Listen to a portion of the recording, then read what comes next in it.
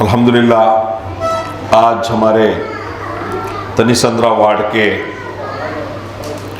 Party का ward convention, उसके साथ साथ आज इंशाअल्लाह आने वाले हमारे बीबीएमपी का, इस वार्ड का, social democratic party of India का कैंडिडेट का भी डिक्लेरेशन होगा। हम जब इधर पहुंचे, हाफिज मौलाना जुबैर साहब आपसे खिताब फरमा रहे थे, एसटीपी का मकसद क्या है, क्यों बनी एसटीपी है। एक बड़ी मकसद के साथ 2009 जून 21 में इस पार्टी को ऑल इंडिया लेवल में लॉन्च किया गया। तो उस टाइम का चंद बातें मैं आपके सामने कहना चाहता हूं।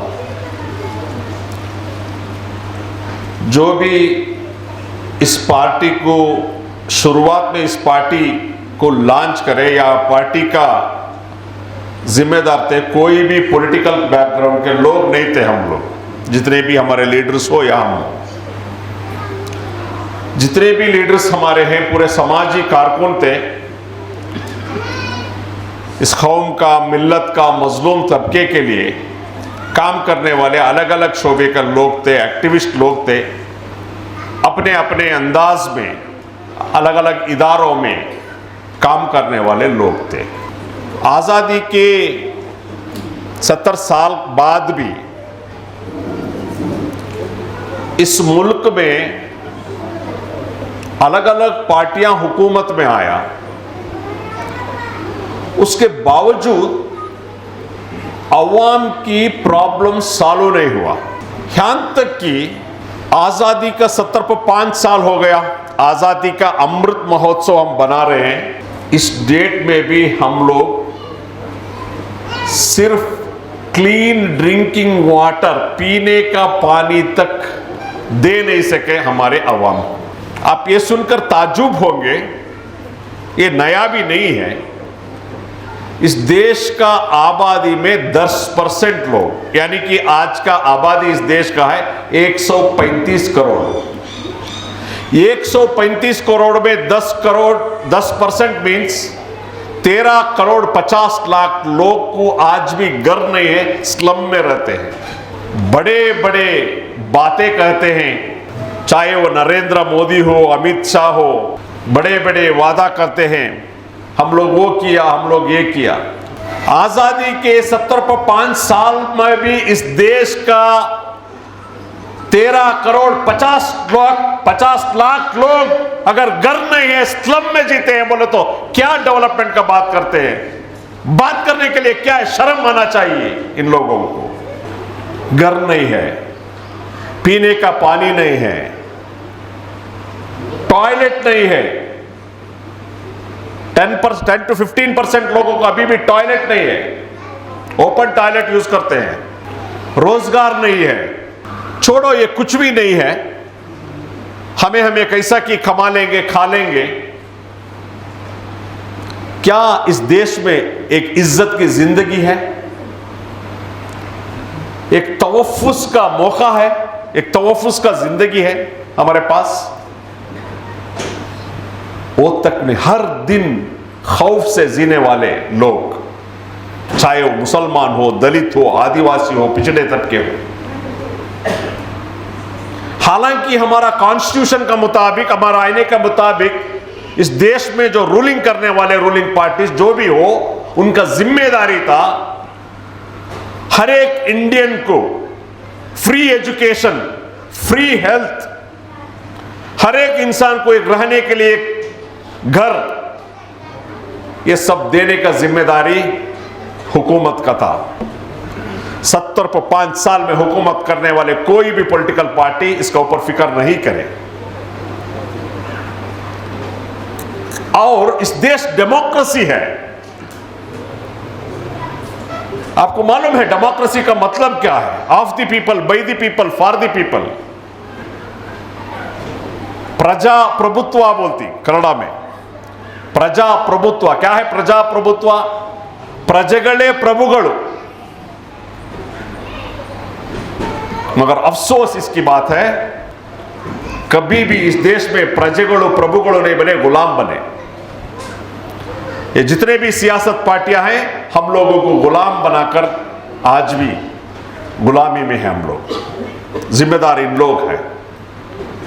मैंने बताया इज्जत का जिंदगी में नहीं। चलो इनको कुछ भी गवर्नमेंट से देने का नको, हमें कमा लेती, पंचर डालती की, मच्छी बेचती की, क्या करती कि हमारे काम करना पड़े, तो जीने नहीं दे रहे।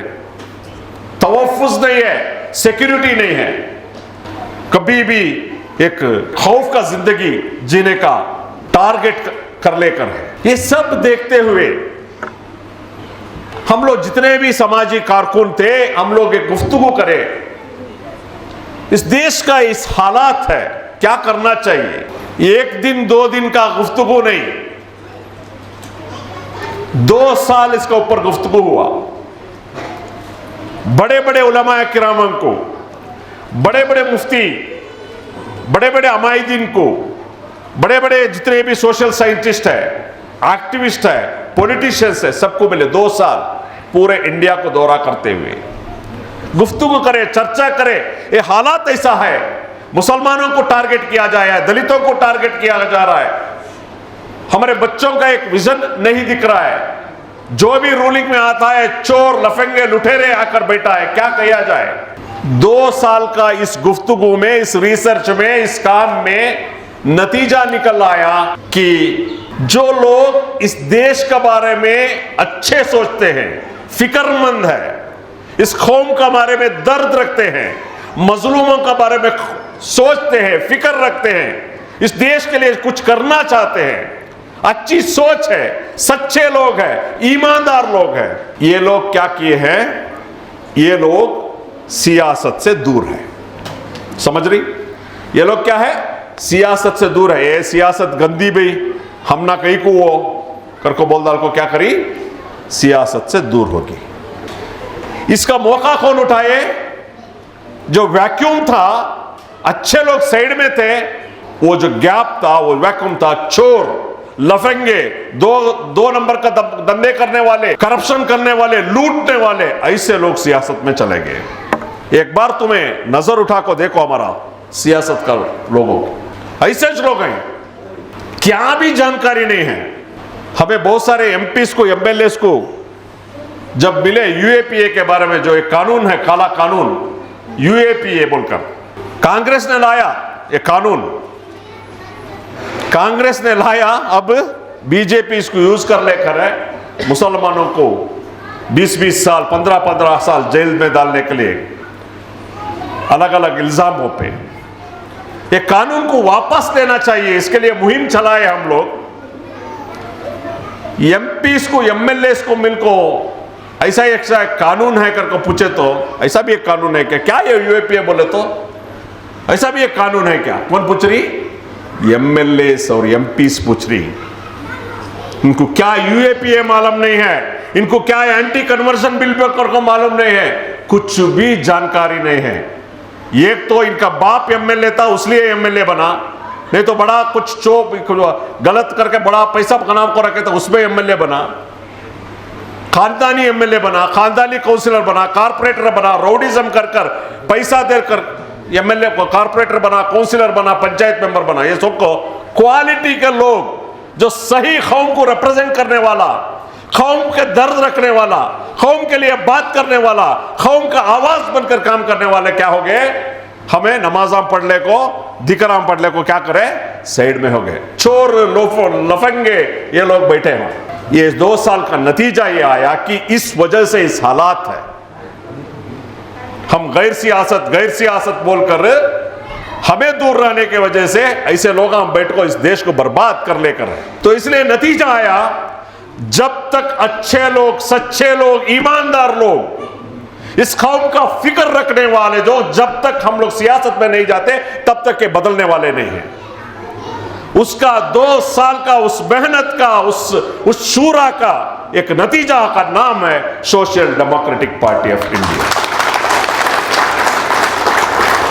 हम तय कर लिए कि ऑल इंडिया लेवल में एक पॉलिटिकल पार्टी होगा, कैडर बेस्ड पॉलिटिकल पार्टी, एक आइडियोलॉजिकल स्ट्रांग आइडियोलॉजी रखने वाला एक पॉलिटिकल पार्टी, एक कैडर बेस्ड पॉलिटिकल पार्टी। मौलाना ने बताया खिदमत खल्क, सियासत को खिदमत कर काम करने वाले, खादिम बनकर काम करने वाले, ऐसा एक पॉलिटिकल पार्टी को बनाना चाहिए। अल्हम्दुलिल्लाह सुम्मा अल्हम्दुलिल्लाह 13 साल में हम प्रूव कर लिए ऐसा एक पॉलिटिकल पार्टी को पूरा इंडिया में हम लोग इसको फैलाने में कुछ कामयाब हुए। बहुत फख्र के साथ मैं बोलना चाहता हूं, कल हमारा झारखंड से एक रिजल्ट आया, खुशी खबरी आया। हमारे एसडीपी के कैडर मौलाना हंजला शेख 10,000 चिल्लर वोट लेकर अपोजिट पार्टी से 7,000 लीडिंग में जिला परिषद का मेंबर बने पाकुर का, झारखंड में। बहुत खुशी होता है, फख्र होता है। उस जमाने में हमारे लीडर्स जब जो मेहनत करे वो मेहनत का रिजल्ट आ रहा है। याद रख लो, एक दिन ऐसा आएगा इस इंडिया में 2 ही पार्टी रहेगा, एक साइड में बीजेपी, एक साइड में एसडीपी, दूसरा कोई पार्टी इधर बचने वाला नहीं। क्योंकि ये जो भी पॉलिटिकल पार्टी है आज सो कॉल्ड सेक्युलर पार्टी, इनमें हिम्मत नहीं है बीजेपी को टक्कर करने का, बीजेपी का हर काले जो भी है उसका खिलाफ बात करने का, उस खिलाफ लड़ने का ताकत रखते नहीं है लोग पॉलिटिकल पार्टियां। और एक बात मैं बताना चाहता हूं, बहुत सारे लोगों को कंफ्यूज है। आप एमआईएम है ना उसको सपोर्ट कर सकते हैं ना, मुस्लिम लीग है ना उसको सपोर्ट कर सकते हैं ना, और बदरुद्दीन अजमल साहब का एयूडीएफ है ना आपको सपोर्ट कर रहा। मैं आपको बोलना चाहता हूं, जब हम पार्टी लॉन्च करने से पहले 2009 से पहले ये तीनों पार्टी का लीडर्स को हमारे लीडर्स जाकर मिले थे, मिलकर ये बताए थे कि देखो साहब, आप जो पॉलिटिकल पार्टी मुस्लिम लीग केरला में था, ओवैसी साहब सिर्फ हैदराबाद में थे जब तक उनका कांग्रेस का अलायंस था। अजमल साहब अस्साम में थे। जब हमारे लीडर्स इनको जाकर ऑफर करें, हम पूरे सपोर्ट करते हैं। हमारा तंजीम पॉपुलर फ्रंट ऑफ इंडिया, दीगर तंजीमें सब मिलकर आपको सपोर्ट करते हैं। आप ऑल इंडिया लेवल में पॉलिटिकल पार्टी को स्प्रेड करें। ऑल इंडिया लेवल में कैडर बेस्ड पॉलिटिकल पार्टी का लीडरशिप आप भी ले लो, चलो ऑल इंडिया लेवल में काम करेंगे। उस जमाने में ना मुस्लिम लीग केरला से बाहर आने रेडी था, ना एमआईएम हैदराबाद से बाहर आने रेडी था, ना अजमल साहब असम से बाहर आने रेडी थे। उस टाइम का बोल रहा हूं मैं, 2009 का, 2008 टू 2010 उस जमान, उस टाइम में। उसके बाद हम अहद करें, अगर करना है तो ऑल इंडिया लेवल में एक कैडर बेस्ड पॉलिटिकल पार्टी करना है, एक आइडियोलॉजी के साथ, वो है social democratic party of India. Very clear है हमारा एजेंडा, आइडियोलॉजी हमारा सोशल डेमोक्रेसी है।